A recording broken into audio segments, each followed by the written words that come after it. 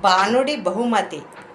బాణుడి భగభగతో వేడి సెగల దుప్పటి భూమిపైకి విసరగా చలికని కప్పుకున్న మానవుడు దుప్పట్లు మడతేయగా తలకు కాపాడ నెత్తికి తలపాగలు చుట్టి మొహానికి ముసుగు వీరుడల్లే ఆడవాళ్ళు చున్నీలు చుట్టేసి మగవాళ్ళు రుమాళ్ళు కట్టేసి గడప దాటి దినచర్యలు మొదలెట్టగా పాపం ఆ ఎండదెప్ప తట్టుకోలేని వాహనాల పరిస్థితి ఏమిటని చెప్పుకుందాం. కార్ల అద్దాలు దుప్పట్లో దూరక తప్పలేదు. ఎడతెగని ఎండకి మనుషులు దవాఖానాల ఖర్చులైతే కార్ల అద్దాలు పగిలి వేసవి బాణుడిచ్చే బహుమతి ₹1000 నష్టం.